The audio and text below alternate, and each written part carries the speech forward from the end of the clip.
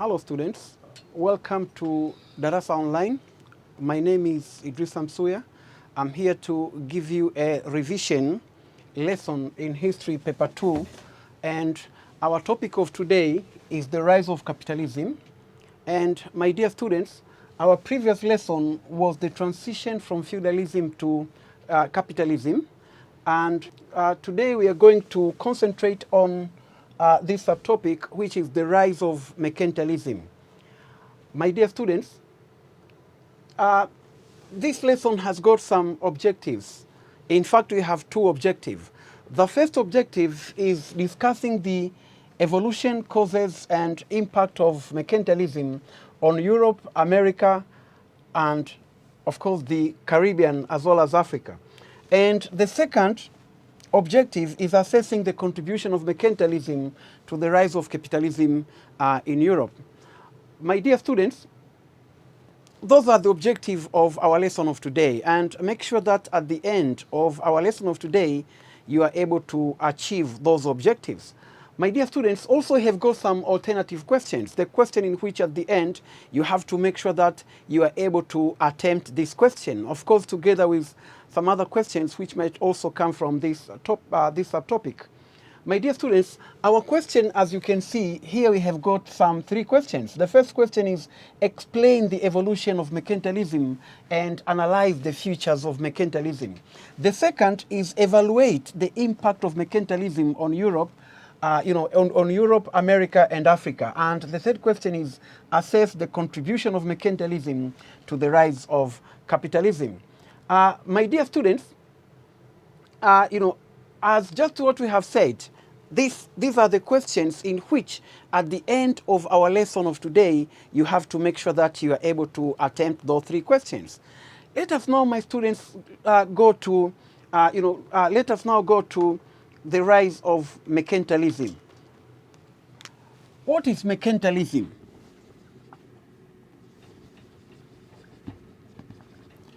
What is mercantilism, my dear students? Mercantilism is a system of accumulation of capital. System of accumulation of capital, of course, which is characterized by overseas trading. Characterized by overseas trading, whereby the traders are traveling very far from their countries to look for goods and buy those goods at a cheaper price and bring them back to their country and sell them at a higher price. So for that case, I can say, my dear students, this is the system in which the traders are, looking for maximization of profit. Maximization of profit. This is what it means by mercantilism. But in this definition, my dear students, I spoke about overseas trading. Overseas trading. A word overseas here is used to mean a long distance trading. A long distance trading. That means a trade which covered a long and wide geographical areas. That's what we mean by mercantilism. My dear students, as you can see, this mercantilism, this word mercantilism was first used by a man called Adam Smith. Adam Smith. Adam Smith, my dear students, is referred as the father of economics. Father of economics. And he used this word mercantilism in his book called A Wealth of a Nation. Wealth of a Nation. Wealth of a Nation. And that is the way we can look, that's the way we can define this term mercantilism. But mercantilism also means governmental regulation of economic affairs, especially trading. Government regulations. That means government is regulating the economic affair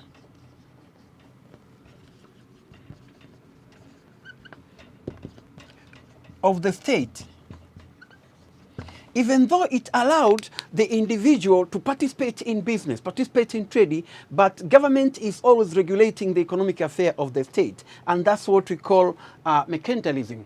My dear students, as you can see this map shows the goods that Europe was trying to import in exchange for the manufactured goods. And this is what describes mercantilism, my dear students. As you can see, some goods were taken from Asia, and they were taken across Indian Ocean and, to Atlantic and then to Europe.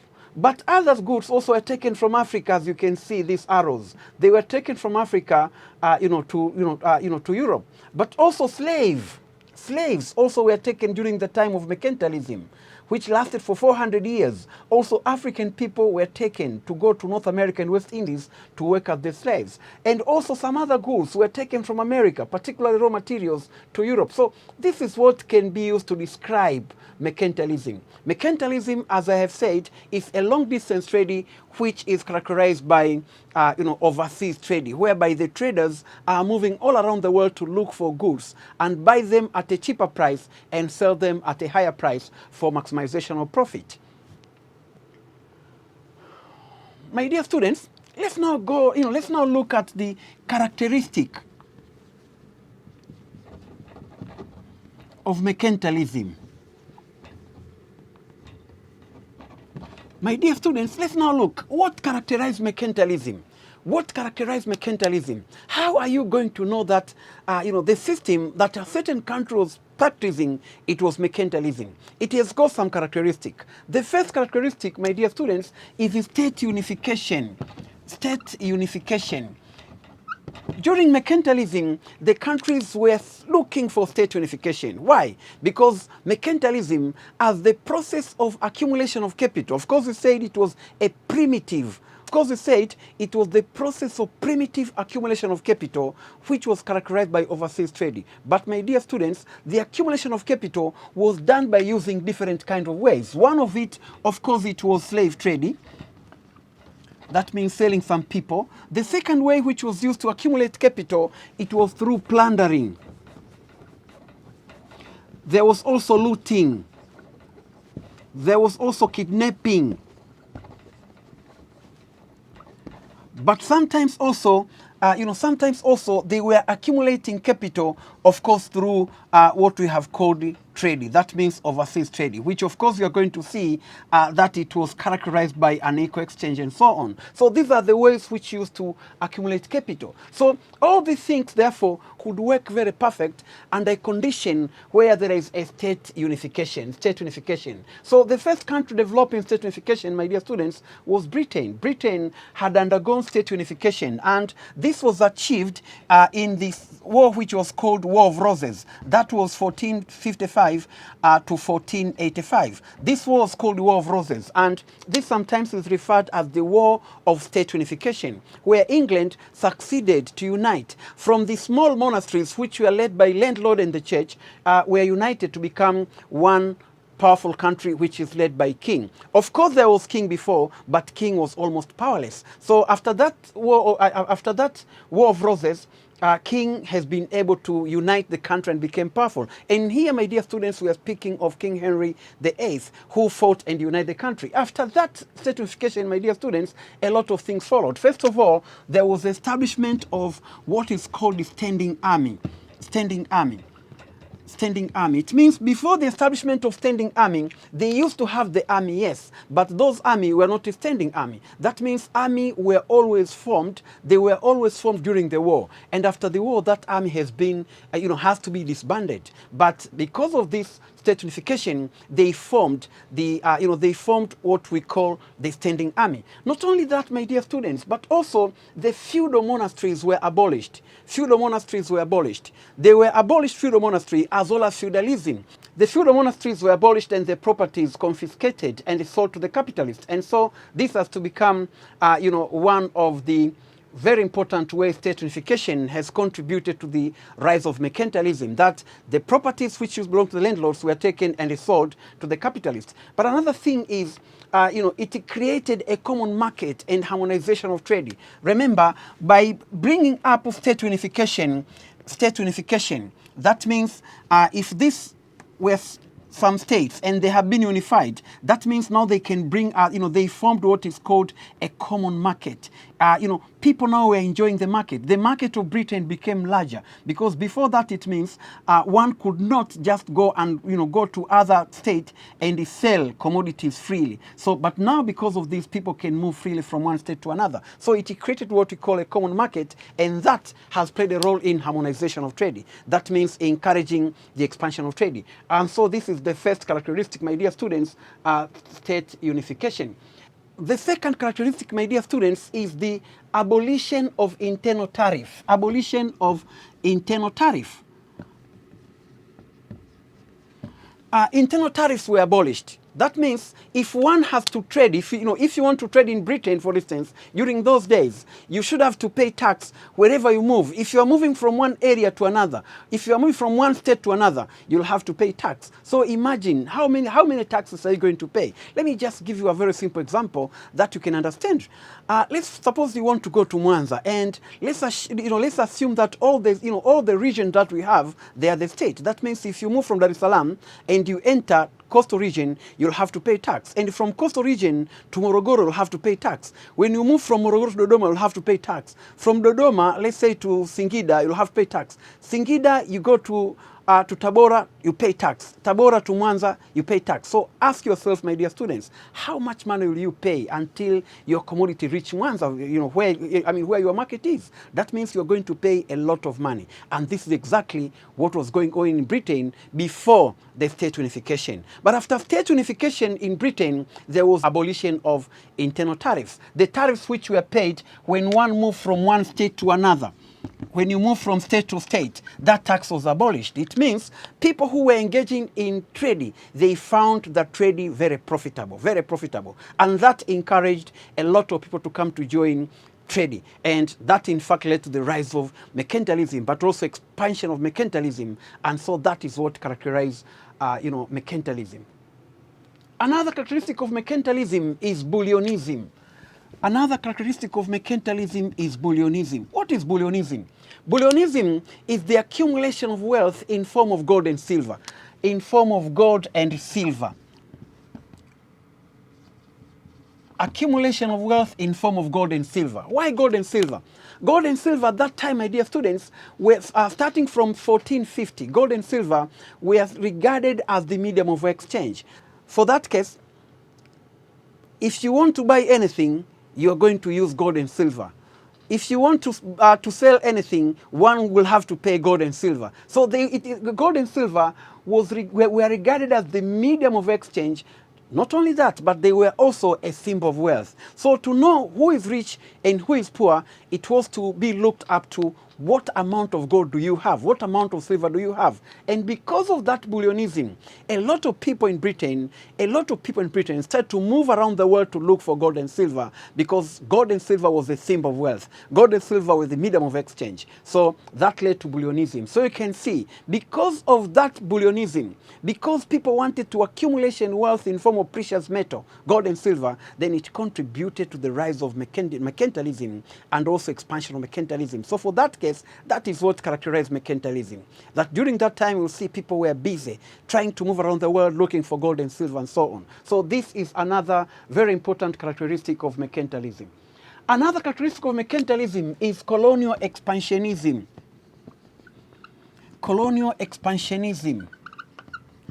Colonial expansionism, this was the European countries started to expand by trying to establish colonialism, by trying to conquer, to conquer some other nations for establishment of colonialism.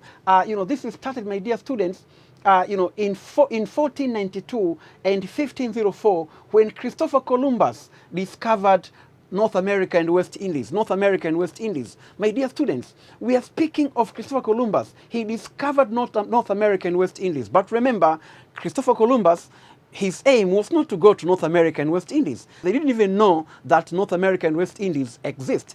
What he wanted, it was to go to India. But there was no way that he could go to India through the Cape of Good Hope, through Africa. So he decided to go to India by taking a long way across the Atlantic, because he knew that the world is spherical round. So no matter what way he takes, he's going to arrive India. But fortunately, instead of arriving India, then he reached in a place called San Salvador. And there he thought already he's in India, but no, he was not in India. That was the New World. And the discoveries which was made by Christopher Columbus inspired a lot of Europeans who started to go to North America and West Indies to look for precious metal, to look for gold and silver, but also to establish plantations and mining. So that also is another characteristic of mercantilism.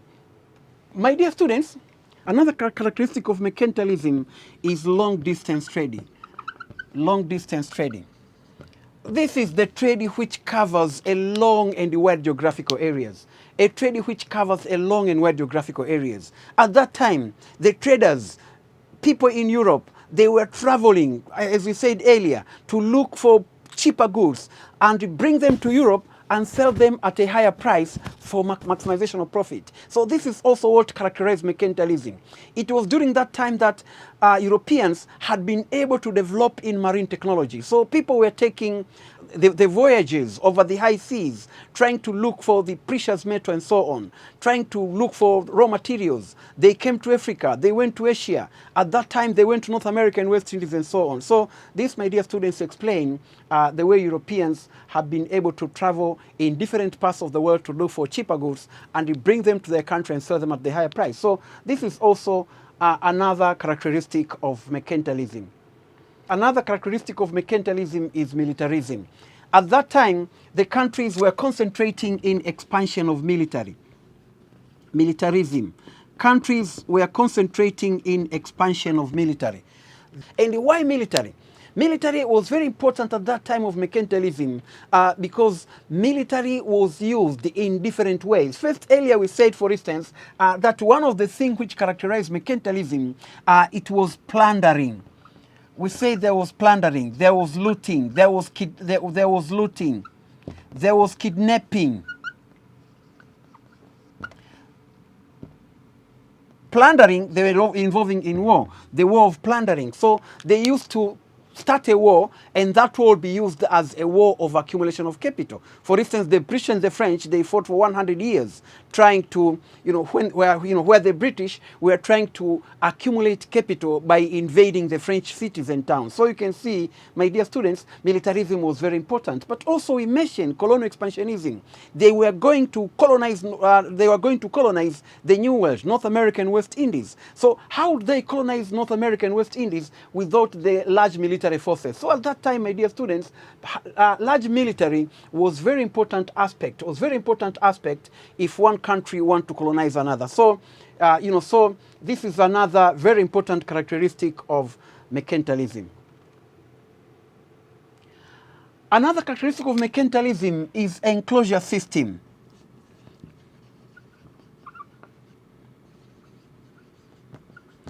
Of course, I'm not going to speak much about this enclosure system. We are going to see, we have seen it already in the previous subtopic, but this is the process of divorcing the producers from their means of production.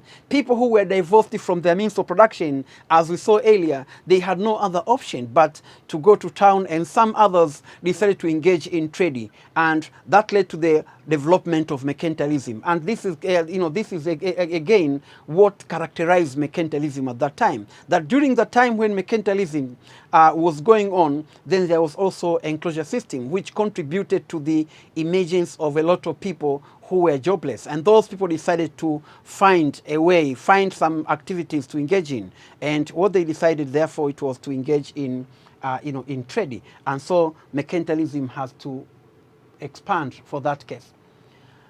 My dear students, let's now go and look at another very important aspect, that there is this protectionism. Protectionism was very important policy introduced in Britain. Very important characteristic, protectionism. It was a very important characteristic. Protectionism. Protectionism was introduced in Britain, and one of the things they did, it was deliberately to defend and protect the British industries. For those who are doing economics, they know that protectionist measures can be taken and can be of different forms. The first way, it is to introduce what we call high tariff. You introduce high tariffs.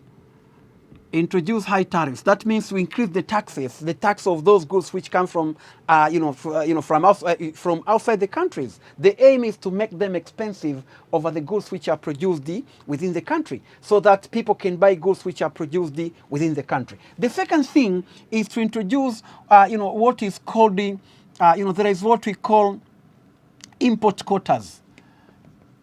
Import quotas. Import quotas, it means the country can state the amount of goods to be imported, that you have to import a certain amount of goods, not more than that. And the aim, again, remember, is to defend the home industries and technology. The third way, which is also used, it is embargo. Embargo is to forbid the importation of goods from other countries. That we call embargo. So sometimes country can apply these measures. So in Britain, they were using, such different measures to protect their industries and market. So also, in these protectionist policies, the government of England also passed what was called navigational laws. Navigational laws. Under these navigational laws, my dear students, it was prohibited. For instance, if you read here, that between 1651 and 1673, the English Parliament passed four navigational laws meant to ensure the proper mercantilist trade balance. First, the Act prohibited the use of foreign ship, that no one would allow to use foreign ship. Required the employment of English and colonial marines for the 3/4 of the crew. That means the foreign, the ship that comes to Britain, it must have at least the 3/4 of the, 3/4 of the crew who are the British. Also, you can see the Act prohibited the colonies from exporting specific enumerated products to countries and colonies other, those than other or British. They were not allowed to export raw materials to the colonies which do not belong to Britain. So these are part of the navigational laws, as you can see. Another thing is English Parliament will give reward to Americans who produce a certain raw goods while raising protectionist tariff on some goods to produce in other nations. This is again another protectionist measures. Another thing is American would not compete with English manufacturer in a large scale. That means the Americans would not compete with the English manufacturer.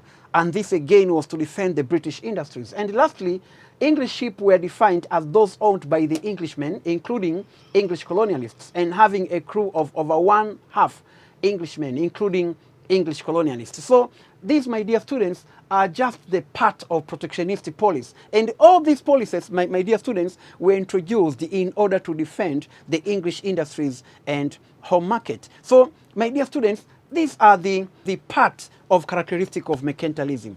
Let us now go to evolution of mercantilism. Evolution of mercantilism.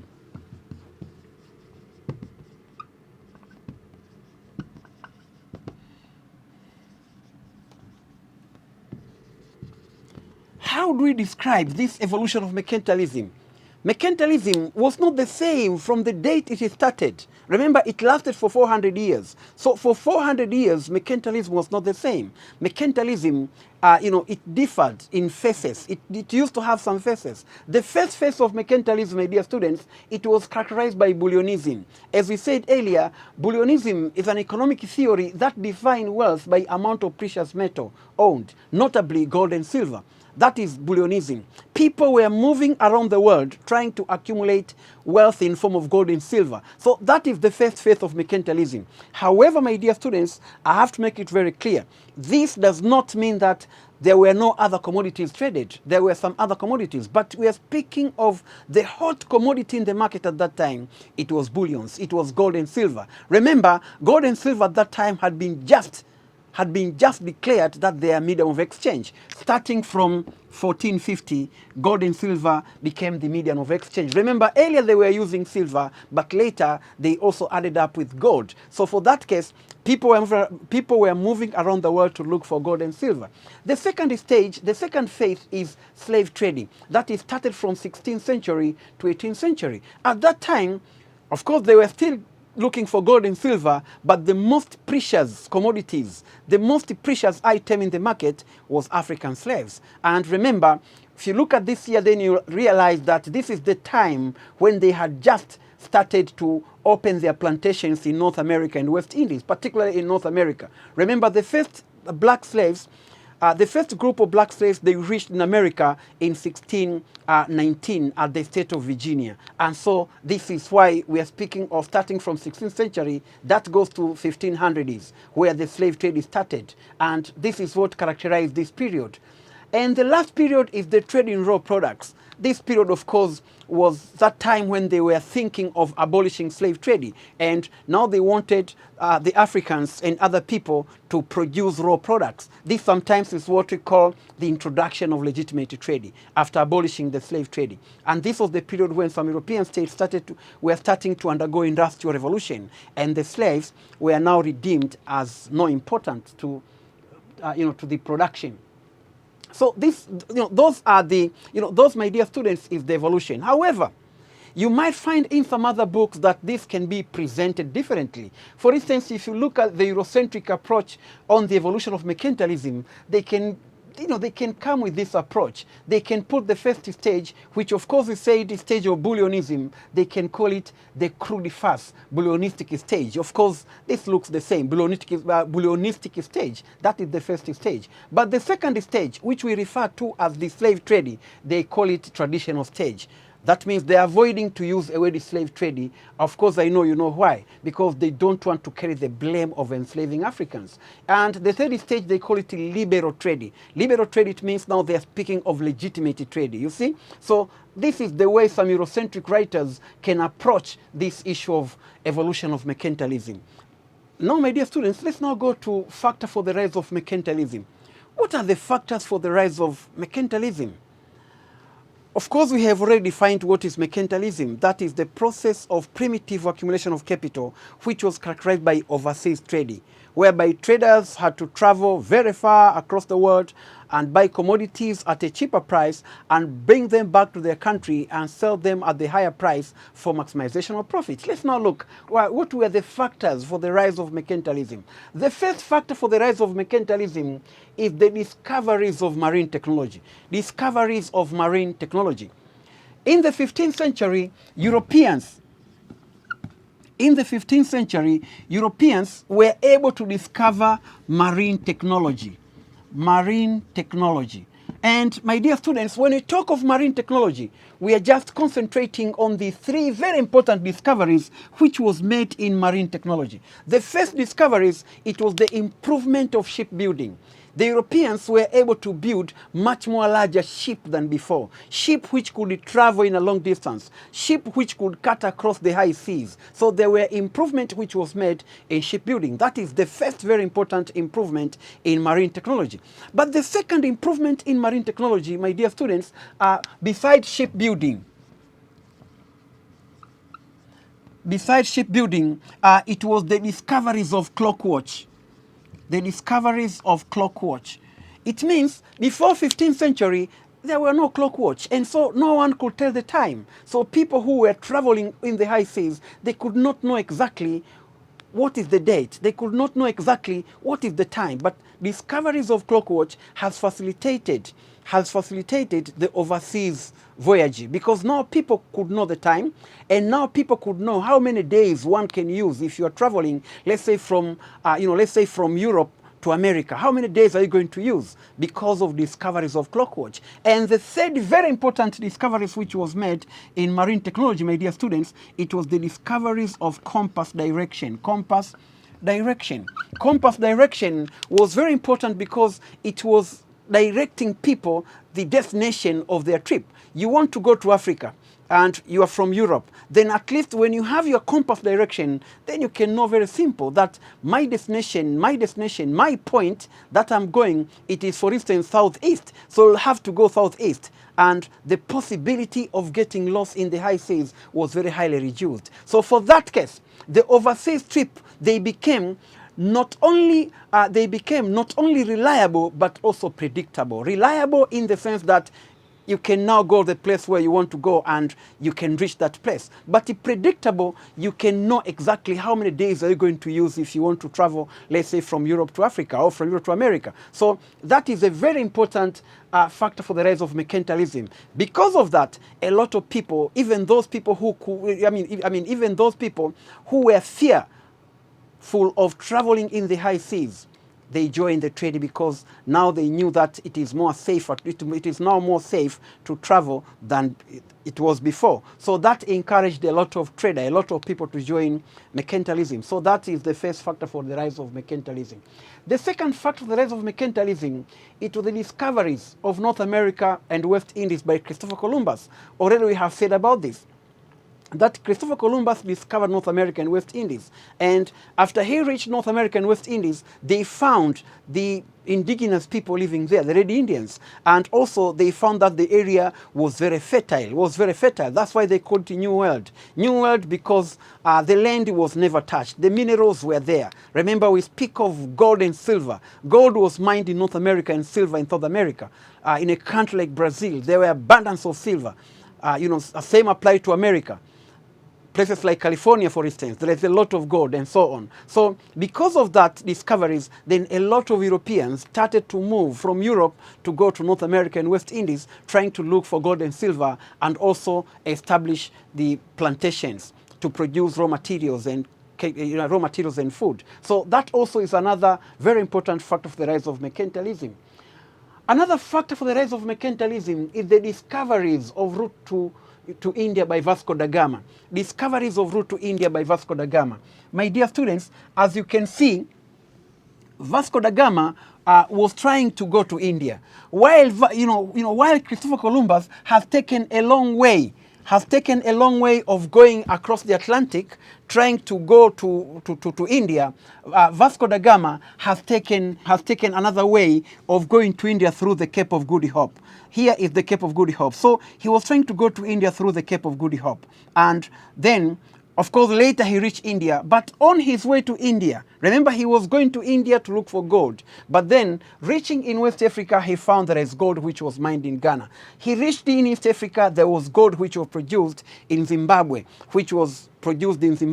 At that time, it was called Mwanamutapa Empire. And so, all the places that he has passed, then he sent the message back to Portugal, and a lot of Europeans came to that area to join. So for that case, you can see the discoveries of the route to India by Vasco da Gama in 1497 is considered to be one of the factors for the rise of mercantilism. Another point here is the introduction of money in 1450. Of course, much of this has already been said, that the introduction of money has inspired a lot of people to go around the world to look for money. Remember when we were talking about Bullion Ism, right? And before 1450, remember, they were using silver as medium of exchange, but later they introduced gold to be used along with silver. So because of that, people were moving around the world to look for gold and silver, and that inspired the beginning of mercantilism. Another point is the establishment of international trade fair. There was international trade fair which was established, and it was rotating among the major European cities. For instance, that trade fair was conducted in the major cities like Liverpool in Britain. There was also Bristol in Britain. There was Nantes in France. There was also, Bordeaux, also in France. There was Sevilla in Spain, and so on. So that trade fair was rotating. Just like what we have in Dar es Salaam International Trade Fair, Mwalimu Nyerere ground, you see? People are coming all over the world to attend that trade fair. And those people who are coming to attend that trade fair, in fact, they are doing businesses. And that leads to a lot of traders to join. And so in Europe as well, it contributed to the rise of mercantilism, because people from different countries, they were coming to attend those trade fairs. And that led to the rise and development of the so-called overseas trade, which is what we mean by mercantilism. Another thing is the poor productive forces during feudalism. Because of poor productive forces,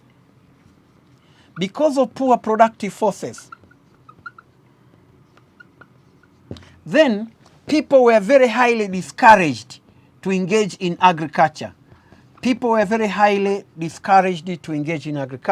productive forces were poor. Remember, during feudalism, people were using productive forces which were not advanced. People were using hand hoe, people were using furrow, people were using harrow. And you can engage in agriculture production, but the outcome was not good. And most important, even the system of feudalism itself, it was an obstacle to development of agriculture, as we saw in our previous lesson.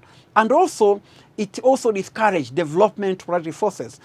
But much more worse is that many people were engaging in agriculture as either peasant or serf. So the product was very poor for that case, and people were very much discouraged. So they preferred that instead of engaging in agriculture, they had rather engage in trading. So most of them joined mercantilism because they are being discouraged by poor productive forces.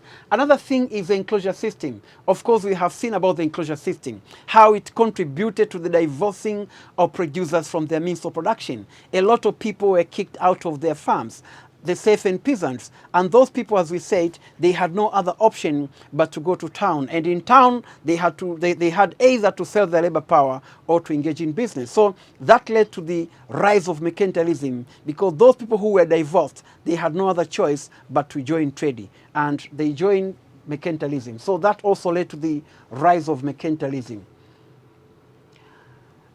My dear students, after looking at the factor for the rise of mercantilism, let's now go to impact of mercantilism. Let's now go to impact of mercantilism on Africa. How Africa was affected by mercantilism. Africa was affected by mercantilism on different ways. One, of course, is exportation of African slaves to North America and West Indies. The millions of African people were taken to North America and West Indies. The millions of them were taken to North America and West Indies. Let's look. For instance, Professor Adu Bohen,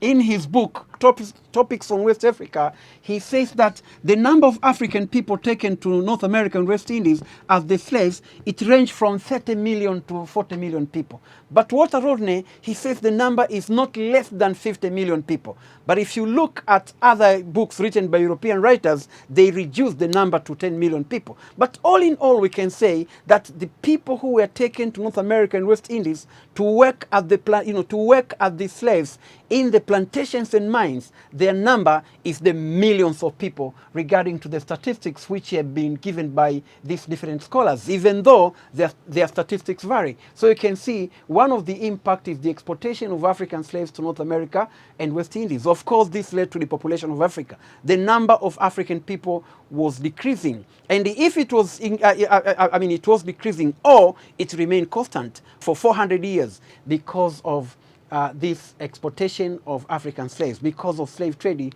which was part and parcel of mercantilism. The second point is unequal exchange. There was unequal exchange. Africans were providing the commodities of very high quality compared to what they were given by Europeans. Africans were providing to the Europeans the commodities such as slaves. And you know the function of slaves. The function of slaves is to work, to produce. They were working in the plantations. They were working in the mines. And in exchange, they gave us things like outdated wines, which of course, because it's outdated, probably it has already become poison. So we give them people who are going to produce, and they give us something which is going to kill us soft. Also, you can see, we gave us things like animal skin. We gave them copper, rhinoceros horn, and so many other things. In fact, they gave us in exchange things like mirrors. They gave us in exchange things like, of course, clothes and so on. So there was an equal exchange.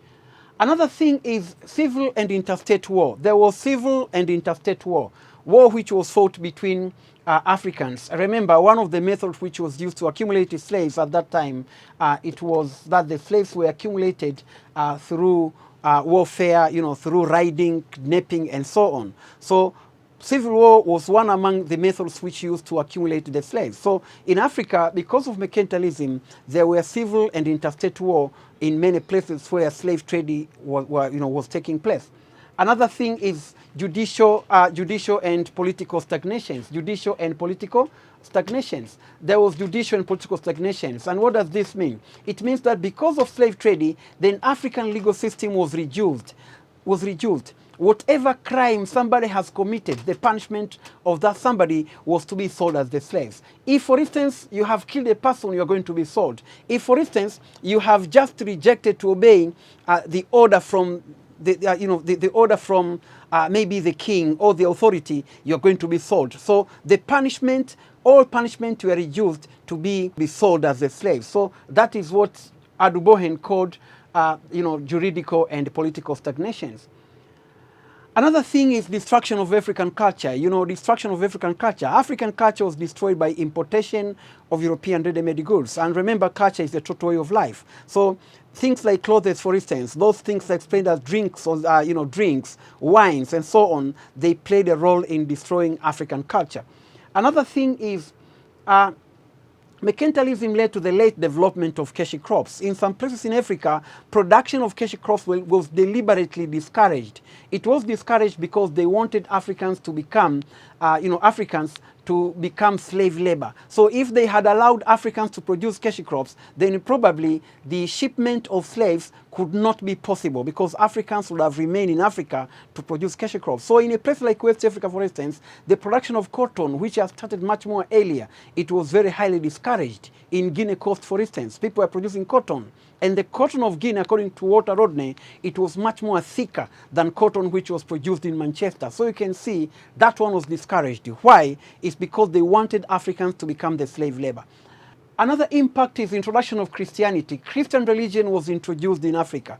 Many people think and believe that Christianity was introduced during colonialism. No, in some places it was introduced much more earlier. Even though, of course, before Europeans introduced Christianity, there were already existence of Christianity in countries like Egypt and, in Egypt and Ethiopia. The Coptic Church of Egypt and the Orthodox Church of Ethiopia, they used to exist long before the introduction of Christianity by Europeans in Africa. But in West Africa, for instance, Christianity was introduced in the 15th century by the Portuguese, who built the church in 1482 at the Cape Coast.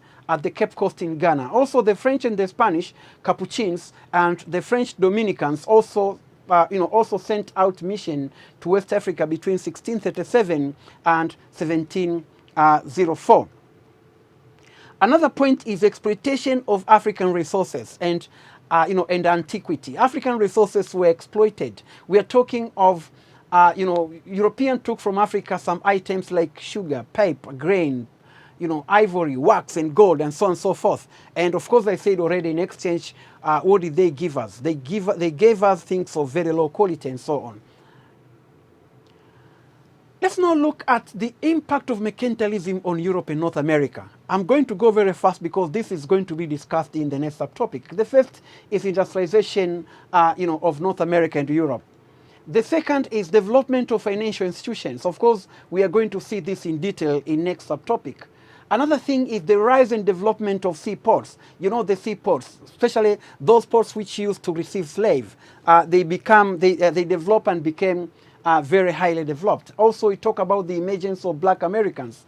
We're also going to see it in detail. There is the rise of commercial bourgeoisie class. The commercial bourgeoisie class, people who obtain their money, of course, from this kind of trading. My dear students, let's now look at the contribution of mercantilism to the rise of capitalism in Europe. What is the contribution of mercantilism to the rise of capitalism in Europe? The first contribution of mercantilism to the rise of capitalism in Europe, it is that it was a source of accumulation of capital. It was a source of accumulation of capital. My dear students, that's why we consider mercantilism to be the first stage for the rise of capitalism. Why? Because the capitalists of today, in fact, they obtain their capital from mercantilism. And the way we defined it from the beginning is that mercantilism is the process of primitive accumulation of capital. Primitive accumulation of capital. We say the primitive accumulation of capital because the methods which used to accumulate capital were primitive. Primitive, why? Why do we say they were primitive? Because we are speaking of slave trading, we are speaking of kidnapping, we are speaking of methods like like looting, pirating, and so on and so forth. If you look at those methods, all of them were illegal. We'll talk about unequal exchange and so on. So it is considered as the source of accumulation of capital. That people who later came to put their capital in the industries, people who later came to invest their capital in agriculture, invest their capital in other businesses, they obtained that money from mercantilism. So mercantilism is one of the very important major source of accumulation of capital. In fact, it led to the rise of the class of people who were called the commercial bourgeoisie class. The second is that it contributed to the development of science and technology. Mercantilism has contributed to the development of science and technology. How? How has it contributed to the development of science and technology?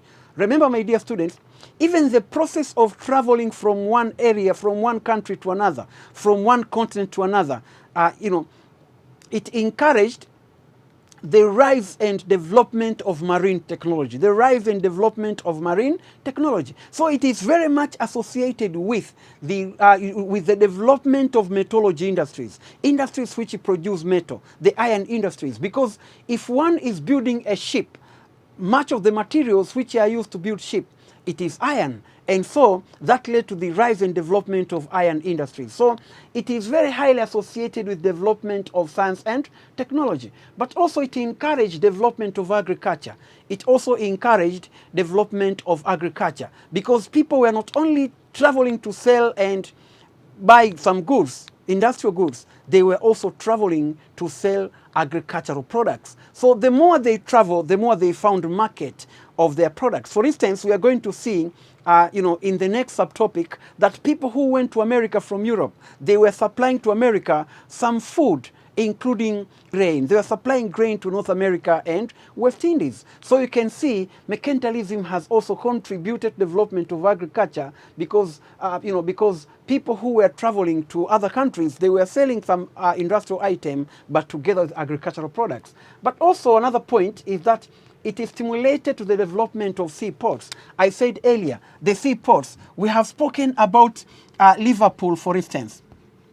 We spoke about the Bristols, all in England. We spoke about Nantes, Sevilla, Bordeaux, and so on and so forth. Those ports were able to develop. Why? It's because of mercantilism. These ports, remember, at that time of mercantilism, they were very important ports. And Liverpool, for instance, was one of the major slave ports in the world, where a lot of slaves used to be brought first to Liverpool before being distributed to go to other areas. Another point is it led to the rise and expansion of commercial class. I've spoken it earlier here, that it led to the rise and expansion of commercial class. We are talking of the commercial bourgeoisie class. Commercial bourgeoisie class. It was able to rise and develop. Another point is development of money and the money economy. Here we are talking of financial institutions. There was development of money in money economy, that people were able to establish financial institutions. The more gold and silver were accumulated, the more the need of establishing a bank, a place to keep that gold and silver. And you can see the first bank was established in Britain, the International Bank of England. One of the reasons why it was established is because of the gold and silver which was brought to England by by mercantilists and so on. Also, you can look at Netherlands, for instance. They were able to develop Amsterdam as the first financial inland city. Also, you can see some other things like, coin which was used in Britain for the first time. It was called a Guinea coin because it was obtained from the Gulf of Guinea in West Africa. Another thing is provision of slave labor and later cheap labor. Also, slave labor were also obtained, producing very cheap because they were not paid. And lastly, it created a link between Africa and, between Europe and other continents. It created a link between Europe and other continents. In fact, it created a link for exploitation, which later paved the way to colonization of other continents and so on. So this is the contribution of mercantilism to the rise of capitalism. My dear students, let's now break and we'll be back for the question. Welcome back, my dear students. Remember, in the beginning of our lesson, I gave you some questions, and After what we have gone through then, my dear students, you are going to find that our question then, they are going to be very simple and easy.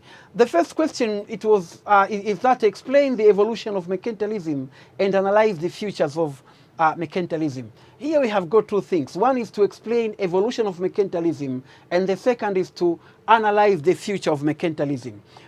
What are the evolution of mercantilism? Of course, we have said it already. Bullionism, slaves, and natural products. That the first stage was bullionism. The second stage was trade in slaves. And the third stage is trade in natural products. So this question, therefore, for the first part is very easy, as you can see. But then, the future of mercantilism, that means characteristic of mercantilism, we mentioned things like state unification, my dear students. We mentioned things like protectionism. We mentioned other like long-distance trade. Also, there is this abolition of internal tariffs, enclosure system, militarism, and so on. Also, this one is making our question very simple because you already know the answers because, as long as we have gone through them in detail during our during the discussion of our lesson. My dear students, let's now move to the second question. Evaluate the impact of mercantilism on Europe, America, and Africa. The impact of mercantilism on Europe, Africa, and America. How these three continents were affected by mercantilism.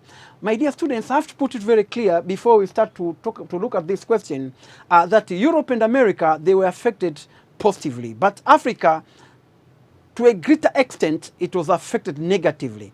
I don't say completely. There are some other benefits that Africa obtained from this mercantilism. But if you're trying to put it into percentage, then the largest percentage, in fact, you can say 90%, Africa has been disadvantaged by this mercantilism. Let's now look, on Europe and America. How were they affected? The first way is industrialization. We have said about it. The second is development of financial institutions. We have mentioned the establishment of financial institutions. You can make reference to a bank which is called the Barclay Bank, a bank which was established by two brothers, David and Alexander Barclay. Those people obtained their money to establish that bank from after engaging in slave trading. Another point is development of seaports. We've mentioned them already. Also, they generated capital. We have also spoken about it. Another thing is development of science and technology. It's very clear, and we said about it.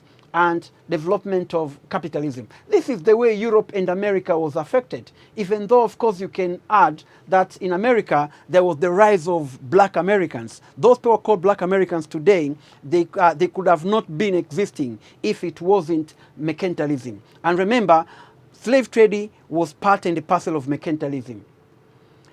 Let's now look at the effect of mercantilism on Africa. You can see most of them are negative. We have got the industrialization of Africa. We have got the population of Africa, destruction of African culture, destruction of political institutions, introduction of religion. This is positive. Also, we have got, in general, there is what we call underdevelopment of Africa. So these, my dear students, are the answers to that question. Let's now go to the third question and our last question. Assess the contribution of mercantilism to the rise of capitalism in Europe. We have just finished to discuss this. It contributed development of science and technology. This is very clear. It encouraged development of agriculture. Very clear. It stimulated development of seaports. It led to the rise and expansion of commercial class, development of money in money economy, that means financial institutions, provision of slave labor and later cheap labor.